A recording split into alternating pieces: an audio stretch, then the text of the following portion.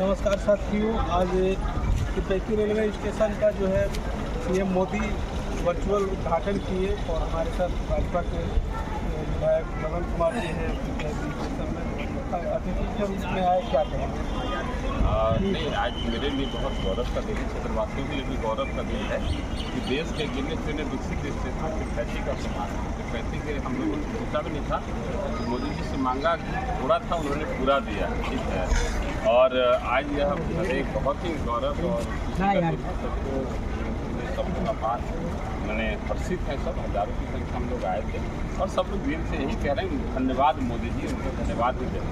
और हमारे सबसे गौरव की बात है कि मैं यहाँ का विधायक हूँ और हमारे रीजन में हमने इसके शिलान्यास किया और आज इसका लोकार्पण भी मैं कर रहा हूँ। रेयर होता है कि जो विधायक जो सांसद इस परियोजना का लोकार्पण करते हैं, शिलान्यास करते हैं, वही उद्घाटन लोकार्पण कार्यक्रम सभी करते हैं। प्रधान जी वहाँ से वर्चुअली के यहाँ हम लोग दोनों कार्यक्रम में रहें और हम क्षेत्रवासियों को इतना ही कहेंगे कि इसको अपना समझिए राष्ट्रीय संपत्ति आपका संपत्ति है और विकसित होगा और स्टेशन का विस्तार होगा। और तिरुपति जो है कि बहुत कम स्टेशनों को सौभाग्य मिलता है जहाँ चारों दिशा से कनेक्टिविटी होती है।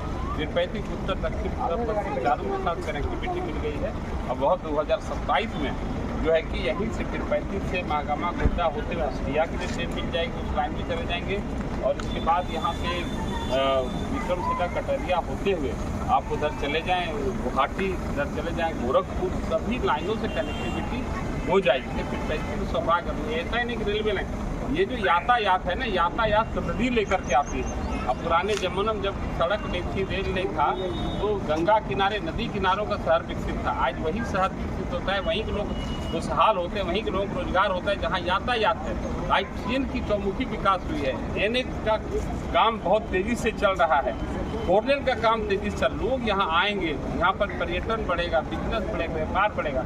यहाँ आएंगे तब तो लोगों को रोजगार मिलेगा। आने से बने नाश्ता वाला, होटल वाला, टेम्पू वाला, ऑटो वाला, टैक्सी वाला, दुकानदार, सबकी आमदनी बढ़ेगी, समृद्धि लेकर के आता है। ये जो है ना ऐसी परियोजनाएं जो देश के लिए धन दौलत, इलाके के लिए धन दौलत और अमीरी लेकर के आती, समृद्धि लेकर के आई है।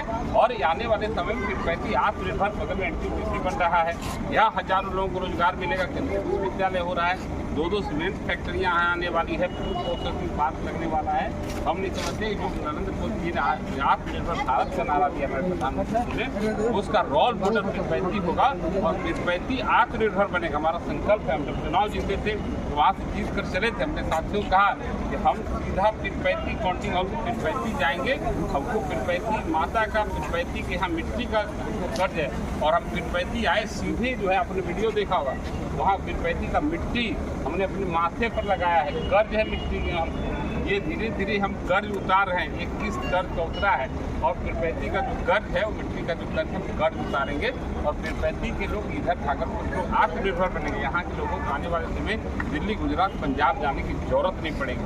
इस इलाके की सबसे दुखद बात क्या है भाई, क्या लड़का जवान होता है, 5 साल के माँ बाप उसको जवान करता है, लेकिन जैसे उसकी शादी ब्याह होती है, 2 बाल बच्चा होता है, बेचारे घर चलाने में दिल्ली गुजरात जाना पड़ता है। पिताजी जब उसको खोजते हैं बेटा रहे, आज पीठ पर कोई काम करते मदद करे, तो बेटा कहाँ है? गुजरात में। माँ का तबीयत खराब है, माँ खोज रही कि भाई बेटा दाता दवाई ला देता, बेटा कहाँ है? गुजरात में। और पत्नी को आज कुछ अच्छा खाना बनाई, पति रहता तो खाता, पति है गुजरात में।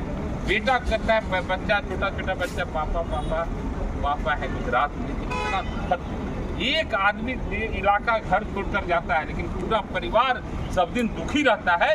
इस दुख को खत्म करने का संघर्ष ललन पासवान ने लिया है और यहाँ के लोगों को यहीं पर रोजगार देंगे। इसको इतना डेवलप करेंगे कि लोग वहाँ बाहर से यहाँ काम करने आएंगे, यहाँ के लोग बाहर नहीं जाएंगे। ये हमारा संकल्प है, आप जानते हैं, ये हमारा संकल्प है। और प्रधानमंत्री का धन्यवाद देते हैं कि आपने बहुत ही ज़्यादा तिरुपति पर ध्यान दिया है। लगभग 1 लाख करोड़ का बजट तिरुपति को सिर्फ है। आप जान देंगे बिहार का बजट 3,26,000 पूरे बिहार, लेकिन अकेले तिरुपति के लिए 1 लाख करोड़ का प्रोजेक्ट तिरुपति में चल रहा है। यह तिरुपति की समृद्धि का गाथा लिखेगा, इतिहास लिखेगा। आप सब इसके गवाह बने। लाइफ लाइन सड़क पे बना चौखांडी पुल और बाऊ पुल करीब 10 महीना हो गया बहने से। लेकिन अभी तक इस पे कोई प्रतिक्रिया नहीं देखिए आया वो है। रोड पूरी तरह से गिट्टी स्टोन माफिया, जो गिट्टी माफिया था, और स्थानीय पुलिस प्रशासन के मिली भगत से जो गिट्टी ट्रक चलती थी उसके कारण टूटा। टूटने वाली नहीं थी, हमारे रीजन हमारा ही बनवाया वो सड़क है। आज सड़क जो है कि नहीं टूटा बाढ़ में, आज बाढ़ पानी क्रॉस नहीं किया, पूर्ण टूटा है। लेकिन हम लोगों ने उसका काफ़ी काम किया है और आपको भी मालूम होगा कि इंजीनियर के हाथ से चला गया है, सारा बन गया।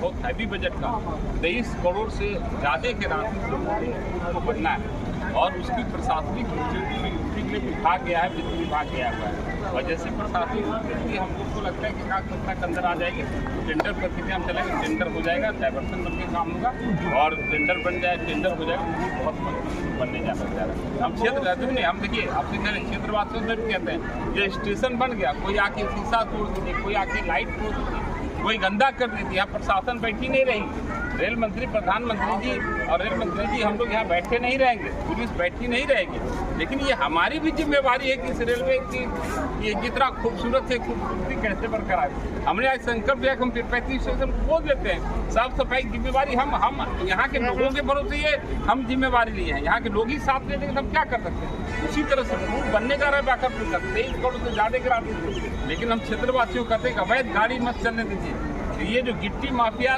को का वाहन मत चले। अवैध जो भरत पुलिस पदाधिकारी है उसकी कंप्लेन हमारे पास कि वो सस्पेंड होगा, वो ट्रांसफर होगा। ये काम को जनता को जागरूक होना पड़ेगा। संपत्ति आप क्या समझ रहे हैं कि ये पुल हमारा नहीं, सरकार कोई नौकरी नहीं करती है ना, सरकार के खजाना माफी के पैसे से जाता है। एक ही गरीब से अमीर तक टैक्स भरता है। आप जान लीजिए 80% से ज़्यादा टैक्स जीएसटी से जाता है और एक रिक्शा वाला, ठेला वाला, ऑटो वाला, भिखारी भी टैक्स भरता है। भिखारी भी अगर 200 रुपया भीख मांगता है तो आप समझिए 20% जीएसटी की दर से 40 रुपया तो टैक्स ही दे रहा है, सरकार के खजाने में जा रहा है। सरकार के खजाने से हम लोग को सैलरी मिलती है, भत्ता मिलती है, सरकार के खजाने से ये रेलवे स्टेशन बना, सरकार के खजाने से पुल बनेगा और वो जनता का पैसा, जनता को मालूम होना चाहिए आप ही का पैसा है। आप जो सामान खरीदने जाते हैं 100 रुपया दुकान में, 100 रुपया दाम नहीं है उसका, दाम 80 रुपया ही है, दाम उसका मैंने 65 रुपया है, 72 रुपया है। लेकिन आपसे लिया जा रहा है इंक्लूडिंग टैक्सेस, हर चीज़ के लिस्ट में जो पैकेट में लिखा रहता है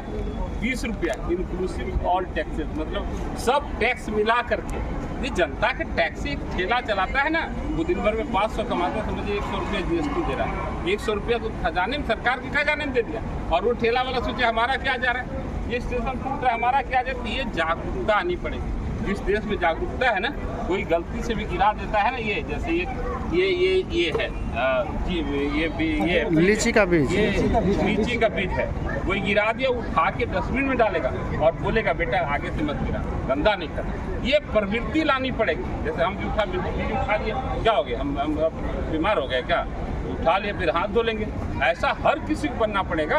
उठा लेंगे और दूसरे को बना भी करेंगे, ऐसा नहीं करना, ठीक है ना। 3 महीना के बाद फिर बाढ़ आ जाएगा, क्योंकि बाढ़ प्रभावित क्षेत्र है। अरे बाढ़ का जो बेहतर मैनेजमेंट, पूरा बिहार 35 से फ्लड मैनेजमेंट सीख रहा है। जो बाढ़ में हमने जो काम किया, बताइए कि आज बाढ़ में कहीं यातायात कहीं बाधित नहीं, सब जगह व्यवस्था दी गई। बाढ़ में कोई भूखा नहीं रहा, जब तक उसके घर में, उसके चूल्हे में पानी रहा, सबको खाना मिलता रहा। बाढ़ में मवेशियों को पहली बार हुआ कि हमारे विधायक बनने के बाद पहली बार हुआ कि बाढ़ में मवेशियों के लिए भी घास भूसा चारा झारखंड से ला करके हम लोगों ने खिलाया उसको। पहली बार बाढ़ में जो है कि बच्चों के लिए दूध भी बांटा गया। बाढ़ में हम लोग तटस्थ हैं, बाढ़ की पूरी तैयारी करेंगे। बाढ़ के पहले यातायात बहाल हो जाएगा, ये हमारा पुल बन जाएगा एकदम। पुल तो अपने समय बनेगा, उसका वैकल्पिक व्यवस्था बनेगा, उधर पुल का काम होगा, डायवर्सन बनेगा, वैकल्पिक व्यवस्था होगा। हाँ, पुल जब स्टार्ट होगा ना, सबसे पहले डायवर्सन बनता है, आपको मालूम होना चाहिए। रोड ब्लॉक करके पुल नहीं बनता है। जैसे ठेकेदार डिप्यूट होगा, उसमें एस्टीमेट पे डायवर्सन भी है, पहले वो डायवर्सन बनाएगा फिर पुल बनाएगा, दोनों काम साथ चले। डायवर्सन बनेगा, इतना मजबूत डायवर्सन बनेगा कि बाढ़ में यातायात बहाल। बाढ़ से पहले हाँ, बाढ़ में दिक्कतें नहीं होनी है तो हम है ना बैठे हुए। ये फ्लड मैनेजमेंट इतना तगड़ा, फिर पैसे फ्लड में किसको असुविधा होती बताइए। तो कोई फ्लड में बस लूट नहीं पाता है। फ्लड में जो लूट होती थी ना, सुनिए, पहले जो 2 किलो चूड़ा बांट दिया जाता है, किसी को मिला किसी को नहीं, वो अब बंद हो गया है। हर किसी को खाना मिलता है, पका हुआ भोजन मिलता है बाढ़, ठीक है। अब लूट बंद हो गई है, बाढ़ पीड़ितों को कोई असुविधा नहीं न हो। अगर अग्नि पीड़ित तो तुरंत रिलीफ पहुंच रहा है जाकर, कहीं कुछ नहीं, चेक मिल रहा है, 1 रुपये भ्रष्टाचार नहीं है, कहीं घूस देने की जरूरत नहीं। अब जबरदस्ती कोई दे देता है तो क्या करेगा। लेकिन सब व्यवस्था है, फ्लड मैनेजमेंट तगड़ा है, फ्लड की तैयारी अगर भगवान न करे आए, अगर आएगी तो हम लोग उससे जितनी आप विपदा लेकर आएगी ना, उससे ज़्यादा हम लोग तैयारी करेंगे।